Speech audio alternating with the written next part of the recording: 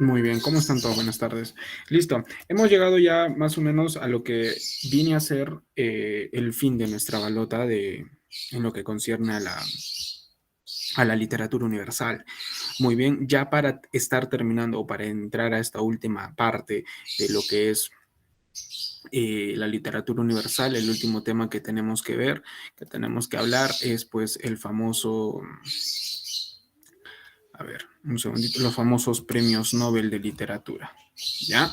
El premio Nobel, antes de pasar a hablar del premio Nobel, un momento, quiero mostrarte una especie, a modo de repaso nada más, antes de hablar de los premios Nobel.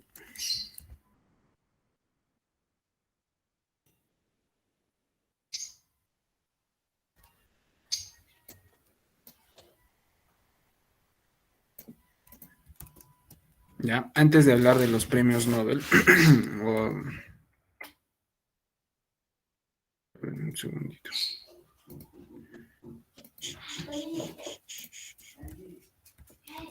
Un segundo.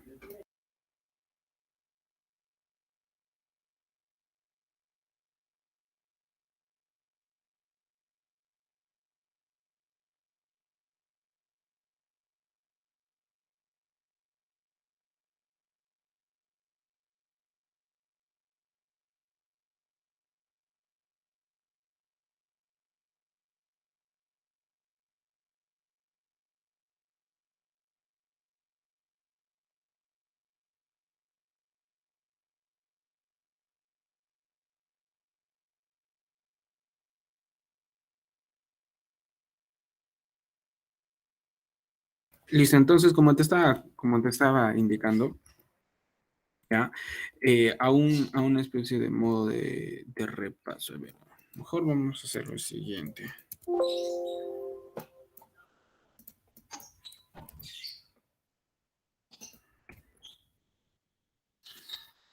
Hacemos lo siguiente. A ver, a ver.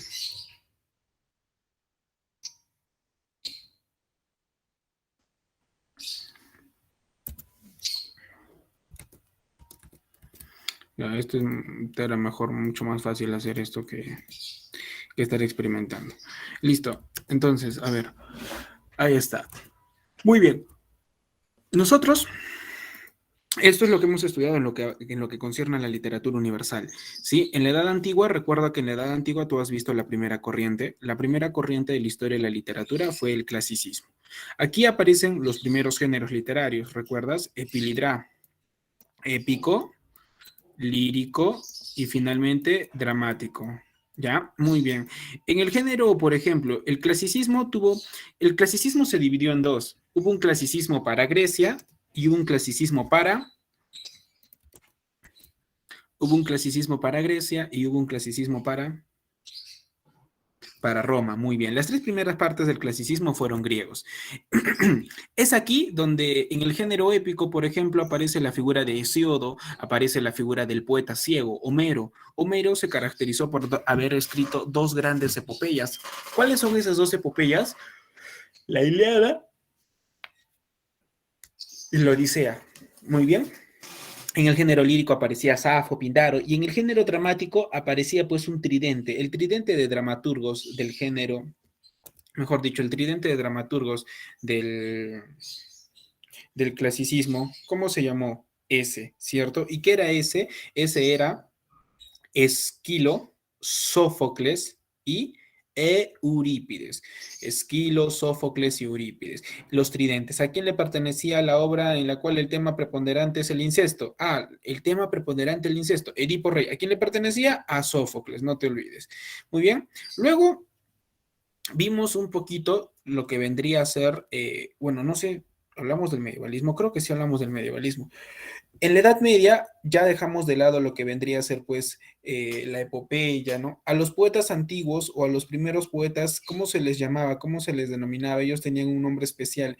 Ellos eran los aedos, ¿no? Pero dejó de ser pues, ya no eran ellos aedos, ¿no? Ya no eran aedos, sino ellos pasaron a llamarse, ¿qué cosa? Ellos pasaron a llamarse juglares, trovadores, celtas, ¿cierto? Eso vimos en el medievalismo. El medievalismo pues cambió rotundamente, ¿no? Porque aquí la literatura ya no va a tener como personajes a dioses, semidioses, titanes, ¿no? Sino que va a tener ahora, por ejemplo, eh, a conquistadores, a caballeros, ¿no? Y aparece el cantar de gesta, como dice su nombre, canta las gestas realizadas, ¿no? Canta las gestas realizadas por conquistadores, caballeros, etcétera, etcétera, etcétera.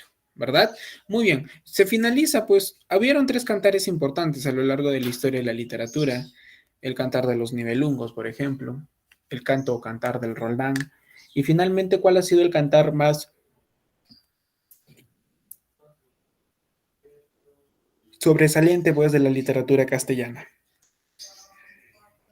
El cantar más importante de la historia, el cantar del Mío Cid, cuyo tema principal era pues la pérdida y el recobro del honor por parte de Ruy Díaz de Vivar, ¿no? Es decir, nuestro Cid. Muy bien.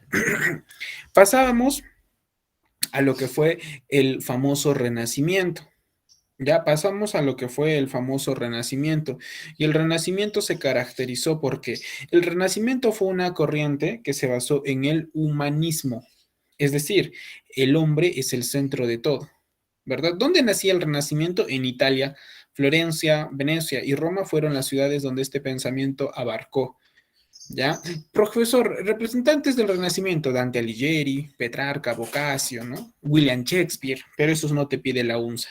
A ti, quien realmente te pide y en los últimos exámenes ha estado viniendo han sido españoles, ¿no? Literatura española, representantes de lo que vendrían a ser, lo que vendría a ser el barroco, ¿sí?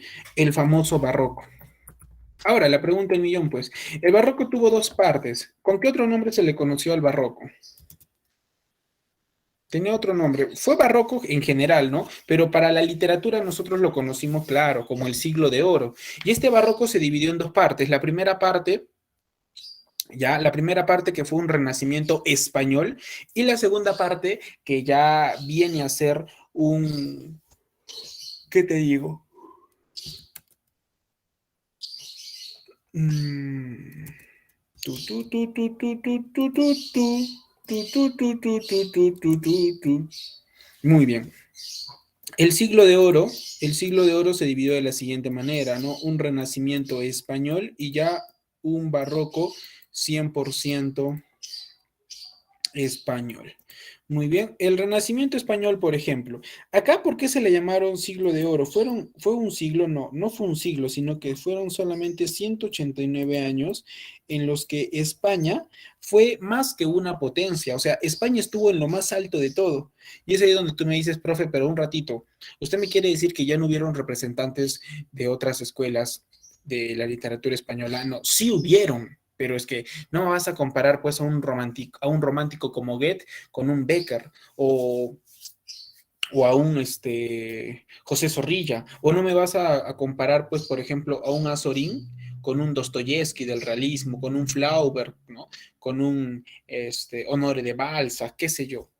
¿Hubieron representantes? Sí, sí hubieron, pero no tuvieron el brillo que en algún momento ellos tenían, ¿me entiendes?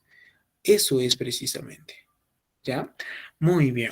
Entonces, aquí en el Renacimiento español, ya aquí en el Renacimiento español, vamos a encontrar, por ejemplo, la figura de Garcilaso de la Vega, ¿sí? Vamos a encontrar también la figura de Juan Boscán, Gutiérrez de Cetrina, Fray Luis de León, entre otros más. Y en el barroco, a ver, en el género épico, encontramos a Miguel de Cervantes. ¿Cuál es la primera obra de Miguel de Cervantes? Es una novela pastoril, no estoy diciendo la mejor, sino la primera obra.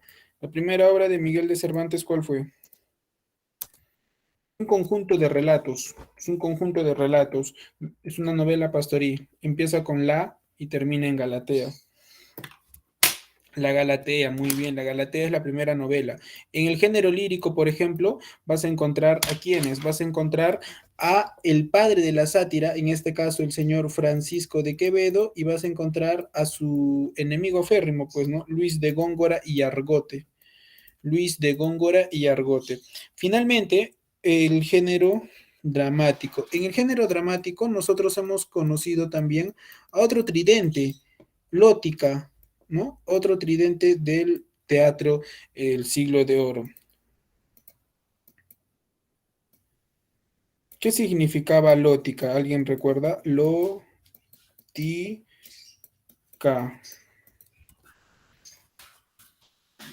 El dramaturgo para muchos, más importante, el Fénix de los Ingenios, ¿no? El príncipe de la naturaleza, autor de la obra Fuente Ovejuna, por ejemplo.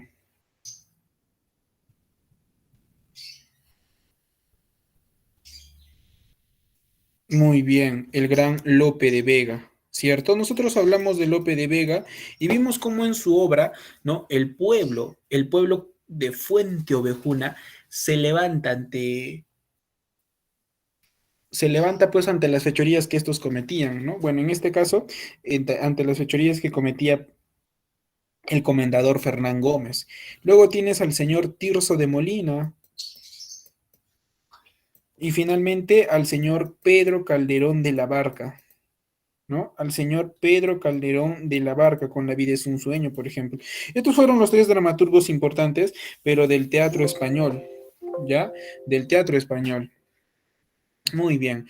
Terminamos el barroco. Lo que pasa aquí es el neoclasicismo, pero el neoclasicismo no hemos visto un autor, así es, hemos visto solamente que el neoclasicismo predominó lo que sería pues el uso de la razón, el pragmatismo y todo eso. Pasamos al romanticismo. El romanticismo, ¿en qué país nació el romanticismo? ¿Qué país nació el romanticismo?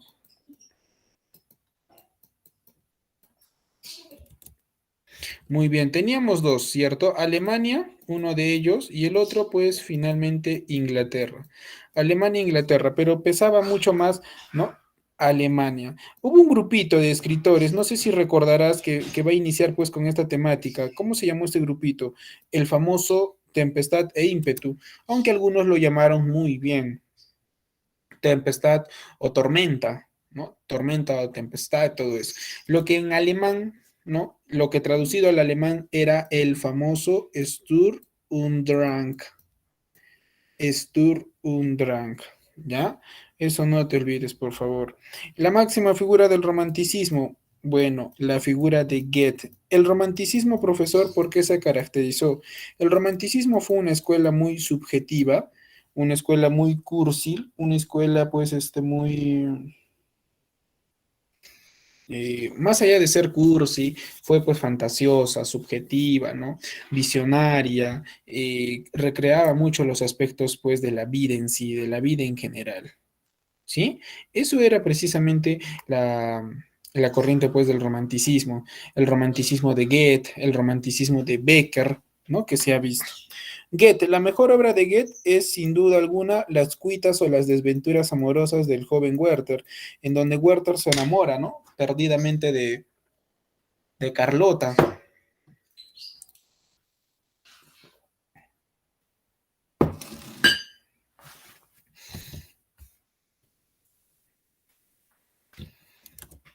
Werther se enamora perdidamente de Carlota, ¿no? Muy bien. ¿Y el romanticismo llegó a España? Claro que sí, de la mano de Becker. El conjunto de relatos de Becker tuvo el nombre de leyendas, ¿verdad? Y el conjunto de poesías de Becker, ¿cómo se llamaron? ¿Cómo se llamó el conjunto de poesía? Porque el conjunto de relatos de Becker se le llamó leyendas, ¿no? Pero el conjunto de poesía de Becker,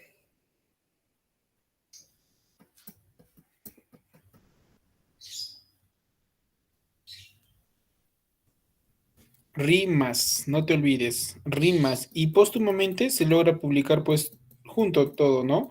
Con un solo nombre, que es el de rimas y leyendas.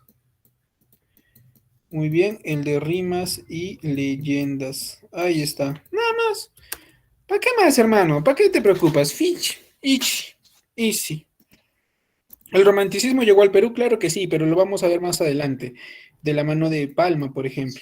Luego pasamos al realismo. No hemos conocido algún autor en el realismo, pero recuerda que aquí sobresalió El País de Francia, Gustavo Flaubert, ¿no? Honoré de Balzac, Stendhal, entre otros más. Estos tres pues son franceses, ¿no? Luego tienes el realismo psicológico en Rusia, Anton Chekhov, León Tolstoy y finalmente pues Fyodor Dostoyevsky.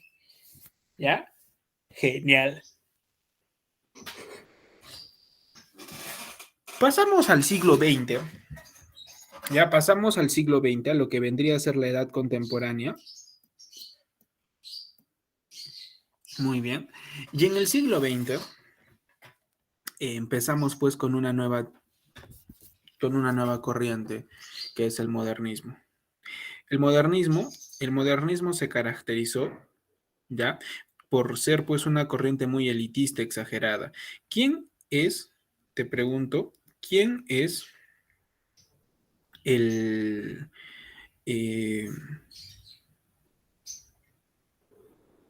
el iniciador, ¿no? ¿Quién es el iniciador del modernismo? ¿Quién funda? ¿Quién creó? Rubén Darío. Muy bien. ¿Recuerdas cuál es el libro con el cual Rubén Darío inicia el modernismo? El libro de poemas azul. Con el libro de poesía azul ya se inicia lo que algunos conocemos como esta nueva corriente. Luego aparecieron pues prosas profanas, ¿no? Que consolida el modernismo y otros más. Hubo una generación de escritores en España que se influyó mucho sobre lo que fue el modernismo. ¿Qué generación fue? La del 98. Y ahí sobresalió el poeta más joven, Antonio Machado, con su libro Campos de Castilla, ¿sí? Y posteriormente, posterior a esto, aparecería pues en la literatura española una generación pues ya de poetas más libres que van a tener influencia de la vanguardia, ¿no? Si tú recuerdas, la vanguardia se caracterizó pues por tener una libertad absoluta de creación, ¿sí? Por eso se caracterizó la vanguardia, por ser libre. Muy bien. ¿Cómo se llamaron los hijos de la vanguardia? Ismos, excelente. Y los ismos, por ejemplo, hemos estudiado qué obra presenta el expresionismo y existencialismo como parte pues de su repertorio. Perdón, como parte de su temática, de su contexto. El expresionismo, el existencialismo y rasgos surrealistas, pues, ¿no? Porque la obra es un poco absurda. La metamorfosis de Franz Kafka. ¿Qué obra, por su característica policíaca y psicológica, tiene como ismo principal al existencialismo? Así es, muy bien. El túnel, ¿sí? El túnel. Hemos hablado también de un poeta vanguardista, porque la vanguardia abarcó generalmente en sí lo que fue toda la literatura, ¿ya? Y este hombre sería un ganador del Nobel de Literatura. Su primera etapa literaria es modernista. La segunda ya es una etapa vanguardista. Luego tiene una etapa pues de compromiso social y finalmente tiene una etapa elemental. Pablo Neruda. Su mejor poemario, Canto General, ¿no? Y a ti lo que te pide la UNSA es los versos del capitán, nada más. Excelente. Después de Pablo Neruda, allá, pasamos a analizar lo que vendría a ser el realismo mágico. Y en el realismo mágico hemos conocido a dos escritores, ¿ya? Uno de ellos ha sido Gabo Márquez con su novela Crónica de una muerte anunciada, también ganador del premio Nobel. Y el otro ha sido ¿quién? El día de ayer lo vimos. Juan Rulfo con la estupenda obra de Pedro Páramo. ¿Cuál era la diferencia? Ambos tenían influencias de algún familiar. Gabo, de quién se de quién se influía para sus historias, Gabo? Del abuelo, ¿no? De Nicolás Márquez Mejía. Oye, y el tío de Rulfo, porque Rulfo se influyó de su tío, ¿recuerdan el nombre? Miserino, ¿cuál Miserino? El tío Celerino, Miserino, dice. El tío Celerino, ¿ya? Muy bien. Y con los relatos que estos le contaban, empiezan pues estos dos a imprimir recuerdos infantiles en su obra, mejor dicho, ¿no? En su obra. Muy bien, listo. Y de ahí, nada más, mi hermano, ya acabó lo que es la balota universal. Pasamos entonces a conocer ya lo que vienen a ser los premios Nobel. Son 3 clases que vamos a hablar de premios Nobel, por eso es que te he hecho esta especie de repaso. La próxima clase empiezas a desarrollar ya lo que continúa de premios Nobel, empiezas a hacer lo que continúa de premios Nobel.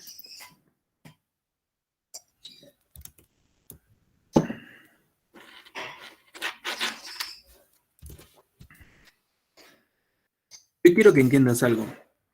El premio Nobel, Alfred Nobel, antes de morir por 1900, por ahí, en su honor pidió que se entregasen reconocimientos, ¿no? Por eso hay Premio Nobel de Medicina, de la Paz, Premio Nobel de Física, de las Matemáticas, Premio Nobel de Economía, creo, si no me equivoco, y el Premio Nobel de Literatura. ¿Ya? Y el Premio Nobel, señorita, madre soltera, divorciada, con hijos que me está escuchando ahí desde su casa, el Premio Nobel no se gana por una obra, el Premio Nobel se gana por un repertorio de obras. ¿Ya? El premio Nobel se gana por un repertorio de obras. Y bueno, a ti son 5 autores, más allá de Gabo, de Llosa, de Neruda, que hemos visto, ¿no? Que han sido ganadores también de Ernest Hemingway, que han sido también ganadores de este premio. Ya, te piden 5 premios Nobel más, ¿ya? Entre ellos va a destacar la figura, por ejemplo, a ver, si vamos en orden, está Octavio Paz, ¿ya? Quien él gana el premio Nobel en el año 1990, ¿sí? Luego sigue la figura de José Saramago, ganador del Nobel en el año 98. Muy bien. Continuamos con Günter Grass, ganador del Nobel en el 93. Luego continuamos con Imre Kertész, ya ganador del premio Nobel en el 2002. Y me estaba olvidando, no, claro, por orden, ¿no? Y de Mo Yang, ganador del premio Nobel en el año del 2012. ¿Sí? Muy bien, esos son los premios. Profesor, ¿hay alguien que me pueda venir? Bueno, uno recurrente que es Octavio Paz. Podría hacer también ensayos sobre la ceguera de Saramago y de ahí tal vez la temática, ¿no? De Imre o de Günter Grass, pero de ahí no te van a preguntar más. Así que tú tranquilo.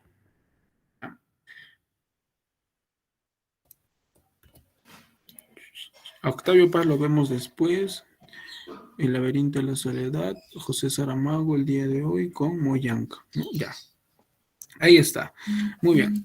José Saramago, escritor portugués. Saramago tiene una característica especial, es que su literatura es, bueno, él portugués, ¿no? Entonces su literatura, tú miras, profe, pero ¿qué corriente pues se está asemejando? ¿Qué corriente se está tomando en cuenta acá? Es que él usa parte de la realidad humana, ¿no? Para darnos a entender, ¿no? Para darnos ciertas enseñanzas, por así decirlo. ¿Ya? O sea, profe, ¿podemos relacionarlo con un realismo mágico? Tiene rasgos. No te estoy diciendo que es del todo, pero sí tiene rasgos. ¿Ya? Muy bien. José Saramago nace pues en noviembre de 1922. Él no solamente va a destacar pues como escritor, sino también destacaría más adelante como dramaturgo, ¿ya? Como poeta también, ¿sí? En 1934 aproximadamente, él ingresa a la escuela industrial, en donde empezaría pues con sus primeros escritos. Él tenía 12 años, ¿ya? Y aquellos libros que él leía y los cuales también escribía, eran pues libros de más o menos un carácter humano, ¿no? O sea, analizar al hombre. Mire, y con 12 años de edad, ¿ah? 12 años de edad. Muy bien. Pronto pasaría pues ya, ¿no? A comenzar a trabajar en esta faceta de escritor. por aquel entonces él también decide unirse a lo que es el Partido Comunista Inglés.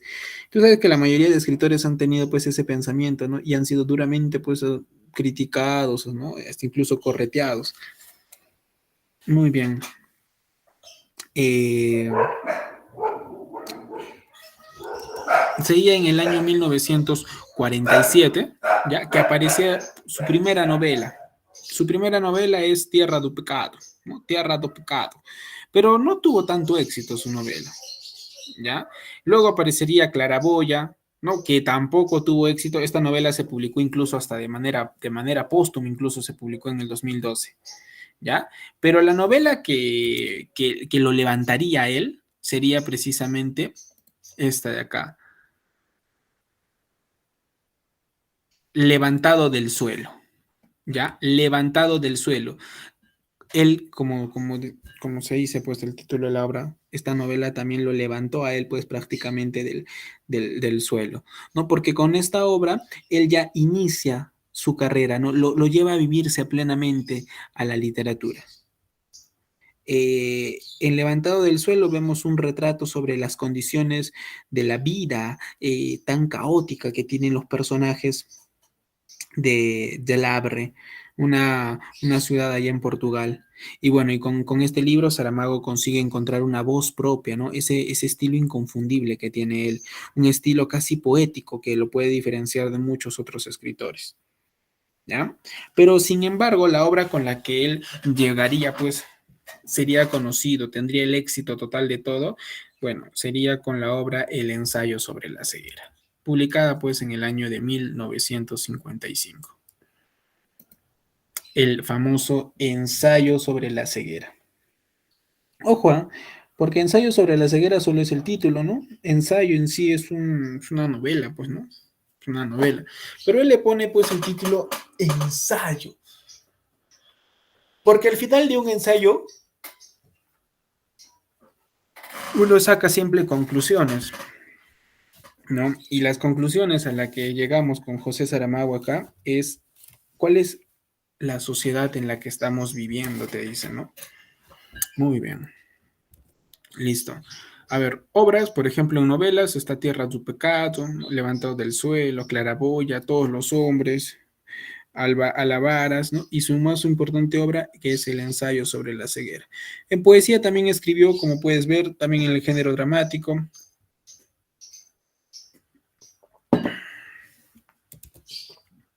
Y el libro de memorias de este hombre de José Saramago se llamó así, Las Pequeñas Memorias. ¿Qué ocurre en el ensayo sobre la ceguera? El ensayo sobre la ceguera es un ensayo, no, es una novela, no te las vas a guañar. ¿Ah? En esta novela, ya el escritor Saramago nos da a conocer, pues, qué cosa, un acontecimiento que para nosotros se nos hace muy familiar o peculiar, una gran pandemia, pues, ¿no? Una gran pandemia que se desata, que se extiende por todo el mundo, que es precisamente la ceguera blanca. Sí, la ceguera blanca es aquí el, el escenario el contexto mejor de la obra. ¿Ya? ¿Y qué ocurre pues en ensayo sobre la ceguera? A ver, para contarte más o menos un poquito. En ensayo sobre la ceguera, el ensayo en sí, o el relato en sí, comienza pues con un suceso un poco inexplicable, ¿ya? Aquí aparecen 6 personajes especiales, los cuales no tienen nombre. Nosotros no conocemos el nombre de ningún personaje. ¿Ya? No conocemos el nombre de ningún personaje. Pero al inicio del libro, Saramago plantea o pone a un hombre que lamentablemente, así, de manera misteriosa, ha quedado totalmente ciego.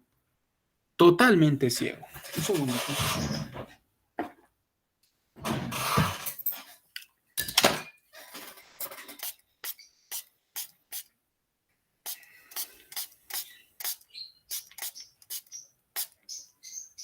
Muy bien. Ha quedado ciego, pues, así de manera inexplicable. Es en ese en el transcurso del día, que el hombre pues deja su coche estacionado. Y mira, y ahí vemos la verdadera cara de la sociedad. Entonces el hombre deja su carro estacionado y, Y lamentablemente, pues, ¿no? Un hombre se le ofrece, le dice, yo te lo puedo llevar tu carro, dime dónde vives. Le explica y todo, pero termina pues asaltándole, ¿no? O sea, mira, se aprovecha de que ha quedado ciego este hombre y el ladronzuelo pues le termina robando, ¿no? Entonces uno se da, o uno entiende, mejor dicho, de que es muy difícil, es totalmente imposible dominar la naturaleza del hombre. No importa el tamaño que sea, es muy difícil dominar la naturaleza del hombre. En esa instancia, entonces, el hombre, a los días, ¿no? Con su esposa, asiste pues a un consultorio, ¿no? Va y le dicen, doctor, disculpe, pero he quedado ciego, o sea, no miro y he quedado ciego así de la nada, ¿ya? Al final, lamentablemente, el hombre no va a recibir ninguna respuesta a esta extraña ceguera. ¿Ya? Entonces, el doctor, pues, que lo está estudiando, o sea, se queda muy pensativo y dice, pucha, pero ¿de dónde ha aparecido la ceguera? O sea, esta ceguera, ¿cómo ha aparecido? Sí, tenemos que encontrar, pues, ¿no? La causa. Muy bien. Oye, mientras que, mira, a la misma hora que el joven está siendo atendido junto con su esposa y el médico, a la misma hora, pero en otro lugar, el, el ladronzuelo, queda pues así, de manera misteriosa, igual ciego. Queda también ciego. Entonces esto es una predestinación ya, porque en este pequeño lapso el ensayo pues va a plasmar el inicio de qué, de un brote. ¿Te acuerdas cuando inició la pandemia? Precisamente, ¿no? Ayer fue 30, no, sí, 30, ¿no? Oye, ayer 30 del 30 de diciembre del 2019, ¿no? 30 de diciembre del 2019, China pues lanzaba el estado de emergencia, ¿no? Nos decía que ya que el brote del famoso COVID-19 se encontraba pues ya en ellos, ¿no? Y mira cuánto tiempo ha pasado. 2020, 2021, casi 2022. Casi estamos a puertas del 2022 y el virus está entre nosotros. Por eso, si el día de hoy vas a salir en la noche, vas a ir a perrear, vas a ir a disfrutar, vas a ir a beber hasta más no poder, siempre cuídate. Cuídate y piensa pues en tus seres que tiene, bueno, tus seres queridos, pues, ¿no? Y si no, fue pe mano. Y trata de cuidarte porque el virus está o ha venido para quedarse. Lo mismo que aquí, que en ensayo sobre la ceguera. Y va apareciendo pues ya otros personajes, ¿ya? Muy bien. Es en ese momento cuando el ladrón también. Entonces ya la pandemia pues brota totalmente, ¿ya? Y los personajes aquí se van a ver obligados pues a permanecer en cuarentena en un manicomio abandonado. O sea, ya de un día al otro, de un día al otro, ya los casos de la ceguera blanca habían ido aumentando, pues, ¿no? Habían ido aumentando de manera desesperada, ¿sí? Muy bien.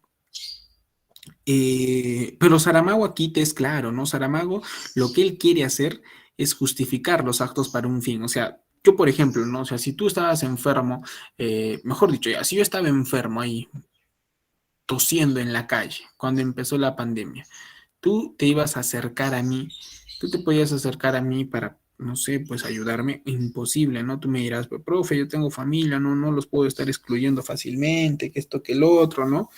Lo mismo ocurra, pues, ¿no? Entonces, Saramago ahí hace una visión a lo que vendría a ser, pues, la sociedad en sí, la verdadera cara de la sociedad.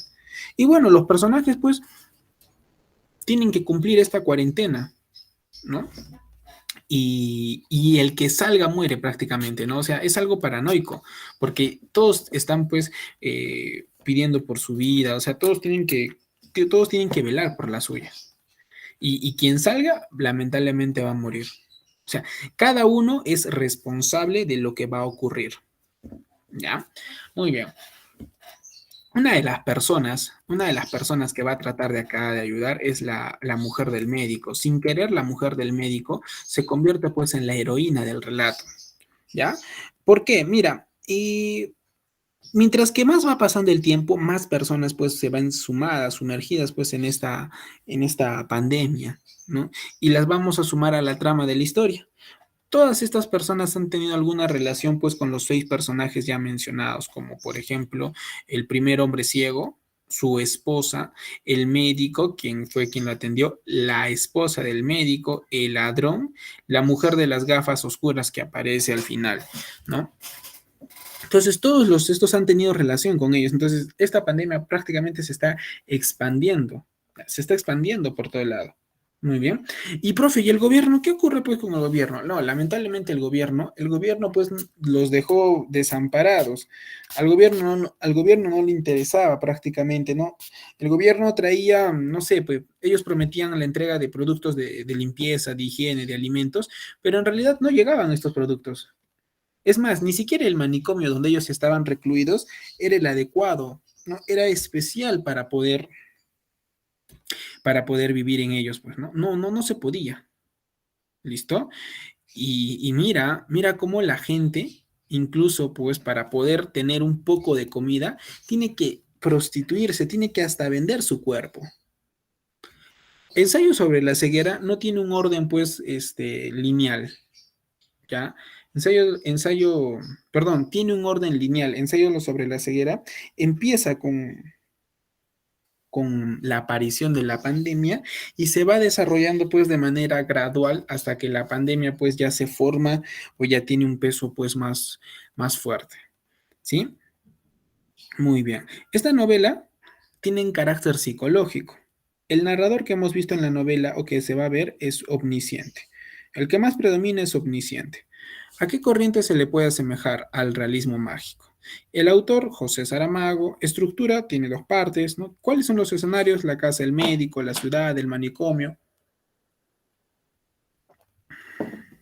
Y los temas que se ven aquí. La verdadera naturaleza del ser humano expuesto a diversos escenarios. Los conflictos generados como la ceguera, perdón, por la ceguera como el egoísmo, la fragilidad de la sociedad, ¿no? Y la lucha por la supervivencia. Todos entre ellos, pues, se tienen que ayudar, ¿no? Para tratar de alguna manera, poder encontrar como que una cura o algo, ¿no? Ellos se tienen que juntar, pero lamentablemente, pues, no, cada uno tiene que velar por sí mismo. ¿No? Y aquí vemos otros problemas también que se van a desarrollar, como es la pandemia, el hambre, la marginación, la inhumanidad, la exclusión, los lazos sociales fragmentados, todo esto. Y aquí los roles de género, que es muy importante, porque la mujer del médico es vista pues como una heroína, ¿no? Es vista como una heroína la mujer del médico. Al final la pandemia pues logra finalizar, pero llevándose pues un saldo de muertos. Y la única que sobrevive, bueno, de todos ellos es la mujer del médico. Y ahora la mujer del médico toma pues, ¿qué cosa? La mujer del médico toma el papel de narrador. En eso se basa el ensayo sobre la ceguera, ¿no? Esta es una novela de conciencia prácticamente, de querer mostrarnos lo que es la realidad, ¿no? Ante una pandemia. Y bueno, y nosotros pues lo hemos pasado, ¿no? Nosotros hemos sido testigos claros de esto, ¿sí? Muy bien, eso es todo lo referido a ensayos sobre la ceguera. Otra de las obras que te piden, bueno, Mo Yang. Mo Yang no es un escritor que digamos, ¿no? Reconocido a nivel mundial, tal vez nunca lo has escuchado. Eh, Más conocido es sin duda pues Haruki Murakami, ¿no? El escritor japonés, este desgraciado, Haruki Murakami, todos los años es nominado al premio Nobel, pero nunca lo gana. Es otro Borges, ¿no? Es el Borges japonés. Muy bien, Moyan gana el premio Nobel en el año 2002. Él nace en febrero de 1950, 17 de febrero del 55, ¿ya? Si no me equivoco, 17 de febrero. Aún actualmente sigue vivo. Él nace pues en una familia de granjeros y cuando en el 66 comenzó la revolución cultural allá en China, ¿ya? Él tuvo que dejar la escuela a los 11 años para poder trabajar en el campo. A los 18 lograría pues trabajar en una fábrica de algodón y luego a finalizar ese año se une pues a lo que es el famoso Ejército Popular de Liberación, ¿ya? En 1981 publicaría su primera novela, Lluvia en una noche de primavera, ¿ya? Muy bien. El éxito, sin embargo, a Mo Yang le llegaría pues en el 87 ya, con su novela El Sorjo Rojo. El Sorjo Rojo. ¿Ya? En el año 97 aparece esta novela, la cual consolida, pues, hace conocido a nuestro amigo Mo Yang en el ámbito literario. Y bueno, como he mencionado, en 2012 él fue galardonado, ¿no?, con el famoso premio de literatura. ¿Listo? Y esto generó una controversia brutal allá en China. ¿Por qué? China pues siempre tiene sus revoluciones y todo, ¿no? Es un país un poquito propenso a esto. ¿Ya? Aquí lo que destacó más fue la victoria de la literatura sobre la política, ¿no? La política que impartía pues nuestro amigo eh, Moyang, ¿ya? Muy bien. Obras. Bueno, en las obras de Moyang, recuerda que actualmente sigue vivo, ¿eh? Está El Sorjo Rojo, Las Baladas del Ayo, ¿no?, El Clan de los Herbívoros, Grandes Pechos, Amplias Caderas, El Manglar, Rana, Cambios y Boom. ¿Sí? Muy bien. El Sorjo Rojo. Esta es una novela histórica. Te preguntarás, pues, de qué trata el Sorjo Rojo. Esta obra está, pues, ¿qué te digo? Eh,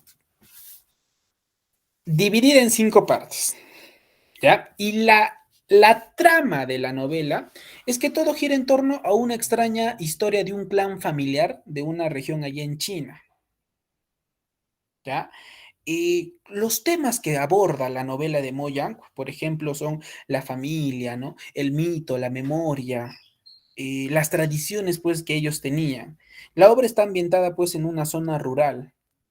Y el Sorjo Rojo comienza con una invasión japonesa entre la década de los 30, ¿no? De los 40 aproximadamente, ¿sí? Y a lo largo de la historia nosotros vemos eso, ¿no? La conmovedora historia de las generaciones, de 3 generaciones, son 3 generaciones que aparecen en el Sorjo Rojo, de una familia, ¿no? Desventuras del comandante Yu, de la joven Yu, una chica que lamentablemente es obligada a casarse con el hombre que su padre le ha puesto, el cual es un viejo leproso, ¿no? El sorgo, porque ¿qué es el sorgo rojo, profesor? El sorgo es un ingrediente que es utilizado pues para hacer vino, ¿ya? Y ahí lo dice, ¿no? El sorgo rojo. Eran en tiempos de paz y símbolo pues de la vida campesina lo que significaba este sorgo. En tiempos de guerra, por ejemplo, se convierte en el centro de la lucha por la supervivencia, porque todos quieren pues tener el sueldo, ¿no? Es como para que tú comas tu arrocito con huevo. Si no hay huevo, no hay arroz, te vas a pelear pues por conseguir esto, ¿no? Y bueno, para cosechar el sorgo, entendemos pues que es muy, muy complicado, ¿no? No solamente la vida de los políticos, sino la vida de los indígenas, porque ellos quieren cosechar, pero ¿no? Los soldados vienen, los arrestan, malogran todos los campos y así no se puede, ¿ya? Ahí vemos pues que el sorgo es también un símbolo de indiferencia, ¿no?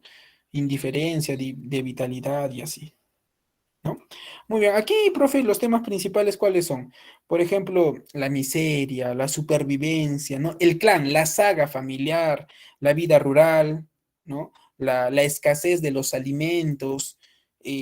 Aquí también todo, bueno, gira en torno a lo que vendría a ser la Segunda Guerra Mundial, ¿no? La Segunda Guerra Mundial también gira en torno aquí.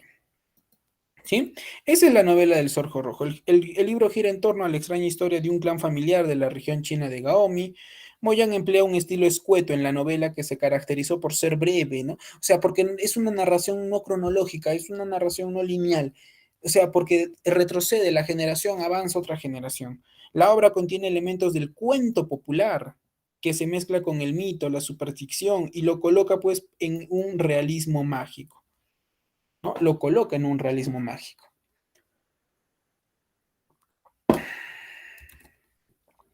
Muy bien, excelente. La próxima semana continuamos viendo Gunter Grass, continuamos viendo al señor Imre Cartres también. Ya, Gunter Grass tiene una novela llamada El tambor de hojalata. Ya, Gunter Grass tiene El tambor de hojalata, que es su mejor obra. Luego viene Imre Cartés. Este es un novelón, ¿ah? El tambor de hojalata es una obra sensacional. Ya, es una obra sensacional, realmente sensacional. Muy bien. Esto, bueno, lo van a continuar ustedes viendo la próxima semana, ¿ya? Van a continuar viendo los premios Nobel y de ahí pasan a lo que vendría a ser la literatura peruana, ¿ya? La literatura peruana. Muy bien, a ver, un segundito. Bien, a ver, el examen diario en un momento más les van a enviar. Bien, muchachos, esto sería...